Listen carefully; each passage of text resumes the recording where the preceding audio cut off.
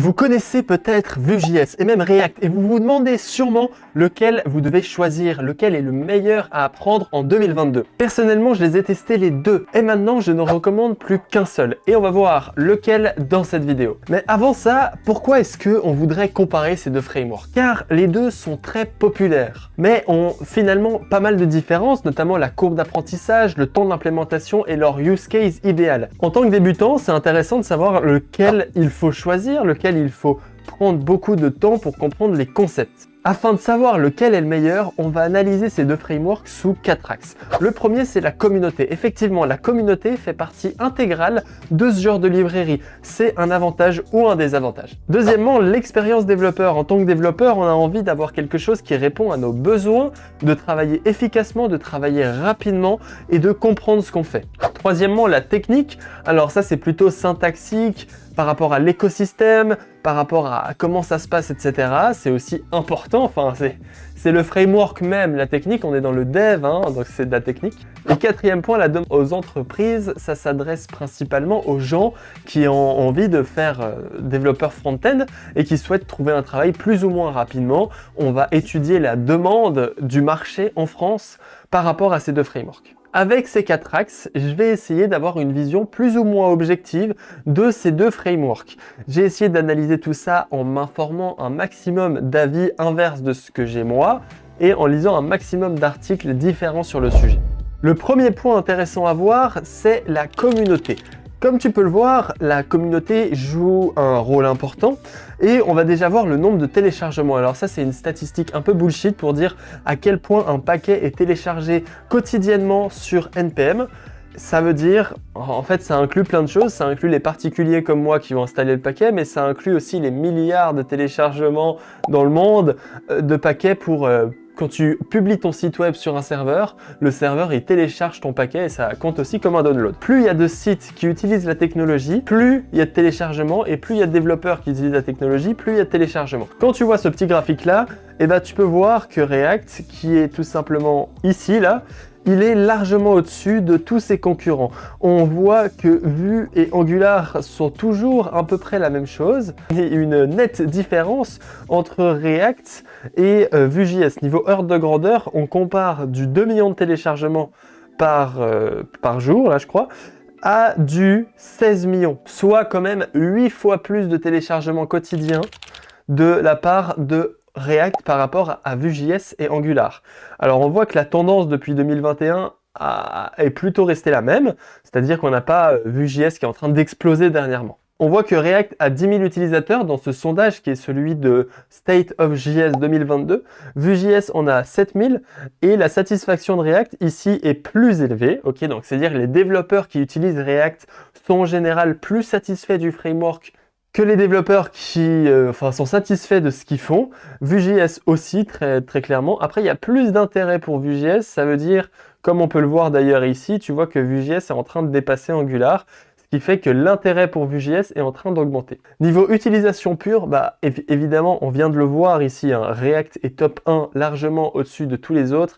C'est pour ça que dans le sondage de Stack Overflow, on voit que React est utilisé par 40% des développeurs, contrairement à Vue.js qui est dans les 20%. On voit que React est à peu près 2 fois plus utilisé, ça correspond à peu près à notre graphique d'avant. Mais maintenant, ok, là je te parle de chiffres, je te parle de statistiques, à quoi ça sert de comparer cette popularité? Qu'est-ce que ça veut dire la popularité? Ça veut dire que React est meilleur? Non. La popularité permet d'apporter 3 trucs. Le premier, c'est le nombre de paquets NPM. Tu vois ici pour React, qu'il y a 201 000 paquets NPM si tu tapes React dans NPM. Alors que pour Vue, on est sur 64 000, soit environ 3 fois moins. Ce qui fait que quand tu auras un problème et que tu chercheras une solution, il y a beaucoup plus de chances que ta solution existe sur React que sur Vue.js. C'est ça que ça apporte, la popularité. La popularité offre en fait un gain de temps. Si on va voir sur Stack Overflow, tu vois que React a 400 000 questions contre 100 000 pour Vue.js, ce qui fait 4 fois plus de questions pour React, ce qui va faire aussi, soit que le framework est moins clair et du coup il y a besoin de poser des questions, c'est une des raisons. Et la deuxième raison, c'est qu'il y a tellement de gens qui utilisent React que toutes les questions que toi, tu vas être amené à te poser seront déjà répondues par quelqu'un d'autre. Et ça, c'est super en tant que développeur. Conclusion de cette histoire de communauté, React est largement 8 fois, entre 4 et 8 fois plus populaire que Vue.js auprès des développeurs front-end, ce qui offre tout simplement un meilleur écosystème, plus de librairies disponibles, plus de questions répondues, ce qui va te faire gagner du temps en tant que développeur et ce qui va te permettre peut-être aussi de partager plus facilement avec d'autres développeurs qui font du React plus que du Vue.js. Deuxième point, on en a parlé, c'est l'expérience développeur. C'est un sujet un peu vaste et on va parler aussi de la learning curve dans cette partie. Déjà, niveau création, alors création, React est fait en 2013, Vue.js en 2014, React est créé par Facebook, et Vue.js par Evan You. Le langage, c'est pour les deux du JavaScript. Ici, il n'y a pas de différence. Et la syntaxe, par contre, là, on est sur une grosse différence.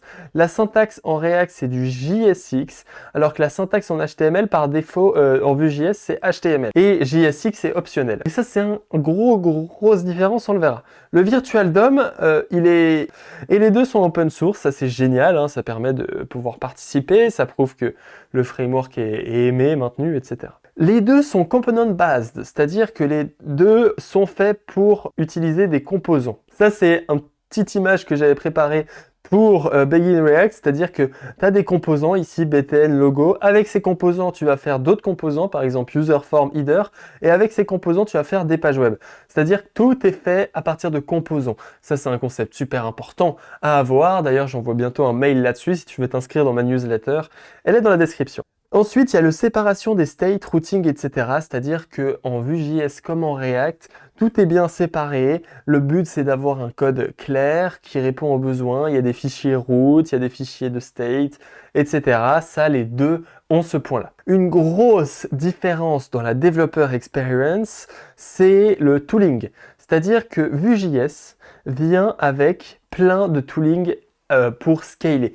Parce que un des gros avantages de Vue.js, c'est que c'est un progressive framework. C'est ce que tu vois sur la landing page de Vue.js, The Progressive JavaScript Framework. C'est-à-dire que c'est un framework qui va facilement scale, qui va facilement grandir. Pourquoi ils disent ça? Pourquoi ils mettent ça en avance? Parce que Vue.js n'est pas qu'une boîte à outils.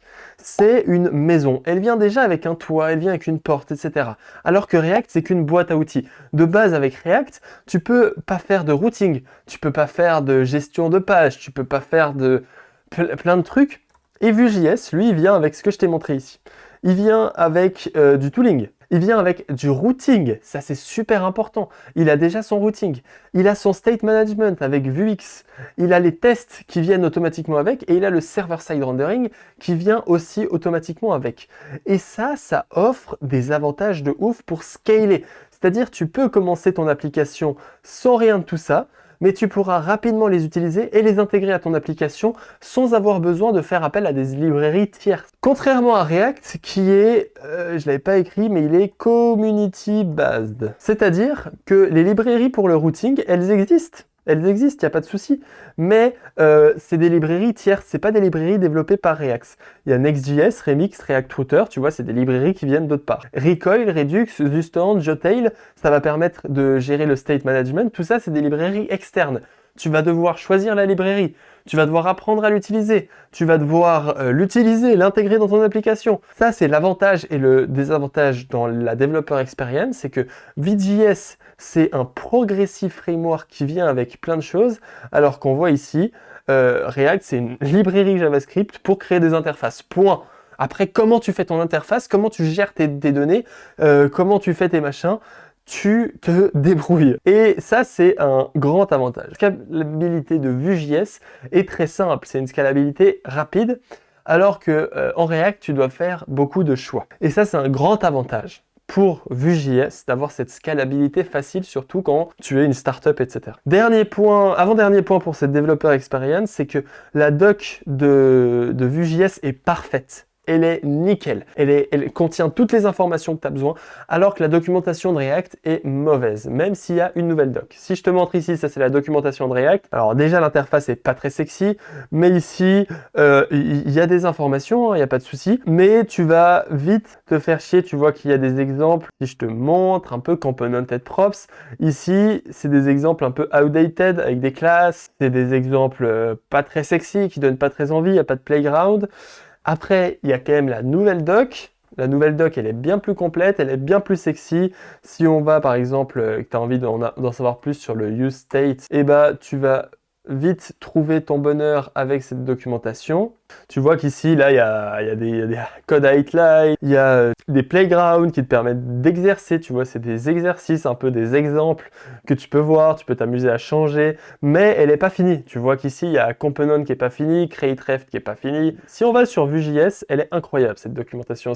Là, j'avoue, Vue.js gagne tous les points. Get Started, ici, il y a toutes les informations, il y a des résultats interactifs, tu as toutes les données qu'il te faut, tu as toutes les informations qu'il te faut, template syntaxe, réactif. Si tu as envie de chercher par exemple qu'est-ce que ça fait VIF, tu tapes VIF, tu trouves la documentation de VIF, conditional rendering, VIF. Ici tu vois très bien comment ça marche, un exemple. Bref, c'est vraiment très cool. Et comme je t'ai dit, tu vois, tu as Componented Depth. Alors là, tu vois, tu as des détails plus loin. Tu as la réutilisabilité des composants. Donc, tu as des concepts. On te partage de la vraie information sur cette documentation. Un gros point pour la documentation Vue.js. Qu'est-ce que ça veut dire, tout ce bordel qu'on a parlé là? C'est que la courbe d'apprentissage de Vue.js est plus rapide. Pourquoi? C'est déjà parce que tu connais déjà le HTML. On a vu que Vue utilise HTML comme syntaxe.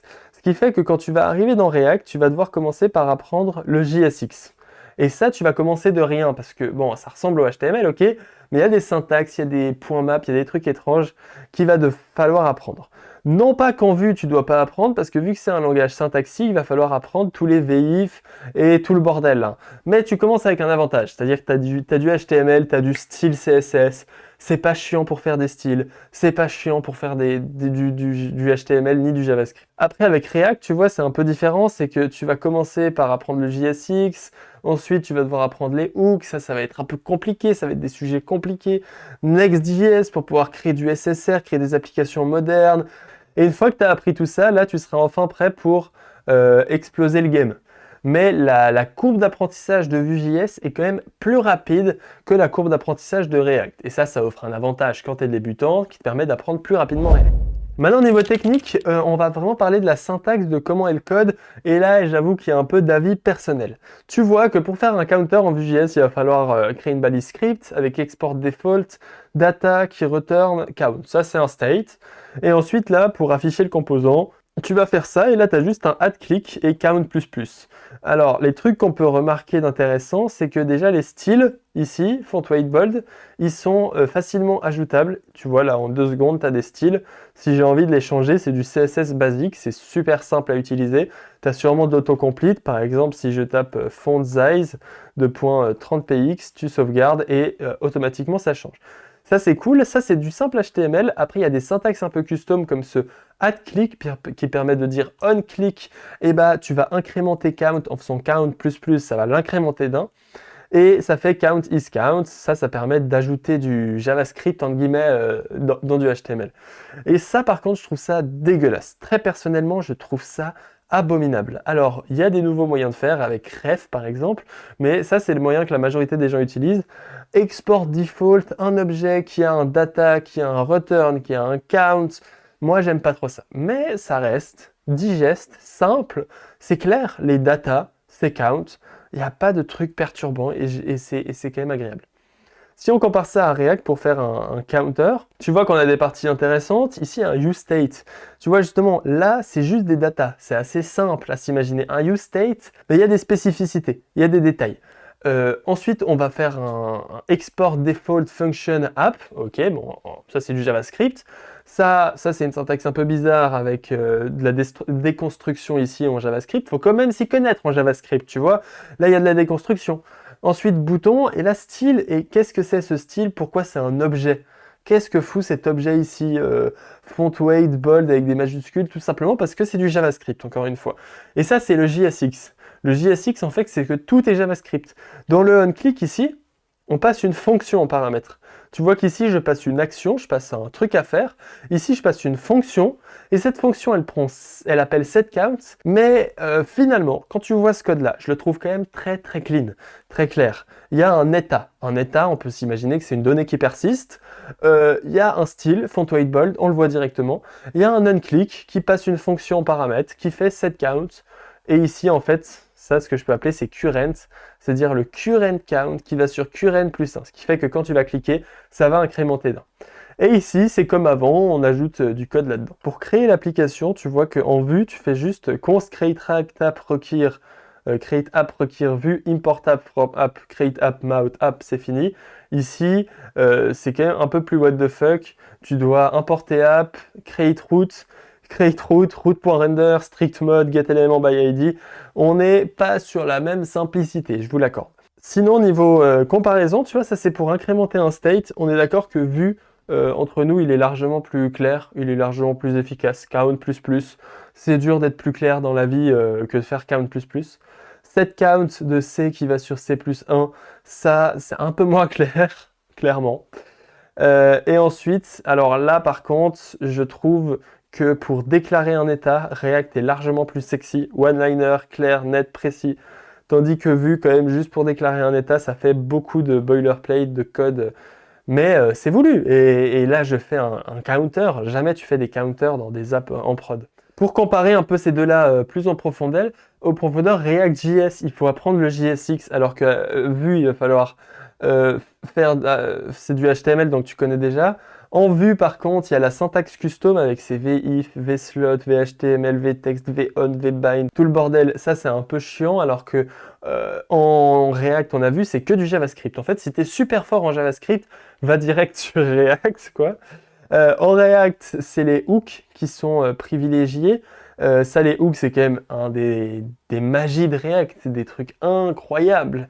Et là, tu vois que ici, c'est vraiment très cool, très clair. Et les hooks, c'est un sujet compliqué qu'il faut apprendre. Et ça aussi, c'est un problème. Les hooks, c'est le début avec Vue.js. Tu vois qu'il y a des hooks qui commencent à se créer. En résumé, avec React, tu vas être beaucoup plus libre. Avec ces hooks, etc., niveau technique, tu peux vraiment faire tout ce que tu veux. Ce n'est que du JavaScript.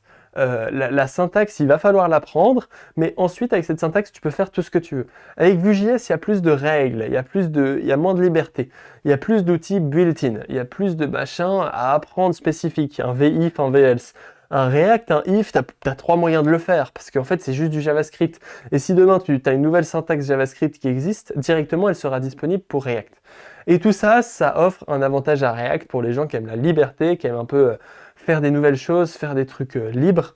Et bah, React, c'est vraiment super. Avant de finir avec une conclusion des plus honnêtes, j'ai comparé un peu le nombre d'emplois entre Vue et React en France. Sur le premier site qui est We Love Dev, on a 33 postes pour Vue.js contre 187 pour React. Alors on a environ 6-7 fois plus de postes pour React. Welcome to the Jungle, on a 1102 postes pour Vue.js contre 5447 postes pour React, soit 5 fois plus, ce qui t'offre encore une fois beaucoup plus d'éventail. Et dernièrement, sur LinkedIn, en France, pour React.js, on a 4342 postes contre 2155 en Vue.js. Ces résultats, qu'est-ce que ça veut dire? Ça veut dire qu'il y a une énorme demande en React, il y a une énorme demande de développeurs React. Et il y a un truc spécifique, c'est que les développeurs React, il y en a beaucoup, il y a beaucoup d'offres. Il y a beaucoup d'offres de développeurs React. Mais il y a peu d'offres réellement qualifiées. Réellement qualifié, c'est quelqu'un qui comprend les concepts bien plus que la syntaxe. Et en Vue.js, c'est la même chose. Quelqu'un qui comprend les concepts, la philosophie derrière, comment faire des grosses apps, des apps qui scale, des apps énormes. Et tout ça, c'est des concepts qu'il faut avoir. On parle pas de savoir comment faire un state. Oh, c'est use state, c'est super. On parle d'avoir des concepts. Quand utiliser un state, comment le faire, comment créer des trucs performants, des trucs optimisés, des trucs qui scale, des trucs qui seront lisibles dans 5 ans. Et ça, c'est ce que cherche le marché. C'est pour ça qu'il y a autant de demandes en React. C'est parce que l'offre est basse pour les gens qualifiés. Si tu veux devenir qualifié en React, dans la description, tu trouveras un lien Begin React en promo. Wow, wow, wow, wow. Tu vas surkiffer ce machin. Il y a une vidéo gratuite qui t'attend. Clique, clique, clique, clique, clique, clique, clique, clique, clique, clique, clique. On va finir cette vidéo en parlant de lequel tu devrais choisir. Dans les startups ou les petits projets, Vue.js est très bien vu. Et il y a beaucoup de demandes en Vue.js dans les startups et dans les petits projets. Notamment parce que c'est très scalable, c'est-à-dire qu'une app Vue.js, elle va rapidement pouvoir accueillir beaucoup d'utilisateurs grâce à sa progressivité comme on a vu. C'est un bon outil pour faire des apps scalables. Non pas que React.js n'est pas fait pour des apps scalables, oublions pas que ça a été fait pour Facebook, Instagram, que c'est Netflix qui l'utilise. C'est des mastodontes dans le game React. Et il te permet de faire tout, mais ça vient avec des contreparties où la technologie avance déjà très vite, Vue.js est un peu plus stable, la technologie avance très vite, les choix techniques vont être influencés pour le futur, c'est-à-dire les choix que tu fais maintenant pour tes librairies, etc., ça influe ta vie du futur, alors que Vue.js, tu n'as pas le choix. Tu dois utiliser les outils built-in, c'est le mieux. Donc ça offre quelques problèmes. Moi, je recommande maintenant de faire du React. Pourquoi? Parce qu'il y a plus d'employabilité, clairement. Il y a une syntaxe JavaScript personnellement modulable, le JSX, je trouve ça hyper excitant. Je m'y retrouve vraiment là-dedans. Et là, on parle vraiment sur des avis personnels, hein. Niveau pas personnel, la communauté est énorme, c'est un point fort à ne pas négliger. Par exemple, moi qui ai des projets pour faire des applications, des SaaS, etc., React est le choix parfait parce que je vais gagner un temps fou avec des librairies qui marchent déjà, avec des choses qui ont déjà été faites, des questions qui ont déjà été répondues. Je vais pouvoir y aller, je vais pouvoir exploser le game. Et ça, c'est vraiment un grand avantage. Pour finir cette vidéo, j'ai quelques biais. Je suis un développeur React. Comme tu l'as vu, j'ai 8-9 vidéos sur ma chaîne qui parlent de React. Je suis biaisé. J'ai essayé de faire cette vidéo neutre. Tu vois qu'à part à la fin de la vidéo où je donne mon avis, je compare les choses factuellement. Je compare les syntaxes, les librairies factuellement. Mais je ne peux pas être neutre, c'est impossible. Comme un journaliste, il est rarement neutre. Moi, je ne peux pas être neutre. Je peux faire des erreurs et j'ai fait peut-être des erreurs. Et voilà, c'est la fin de cette vidéo. J'espère que cette comparaison t'a plu. Si c'est le cas, abonne-toi à la chaîne, ça me soutiendra. Like cette vidéo, partage-la à tes potes Vue.js ou tes potes React.js. Si tu as envie d'apprendre le React, devenir confiant, devenir vraiment pratiquer le React, dans la description, tu trouveras un lien d'une vidéo et de ma formation Begin React. Et on se retrouve là-bas. Merci beaucoup de m'avoir lu, merci beaucoup de m'avoir écouté. On se retrouve bientôt. Ciao, ciao.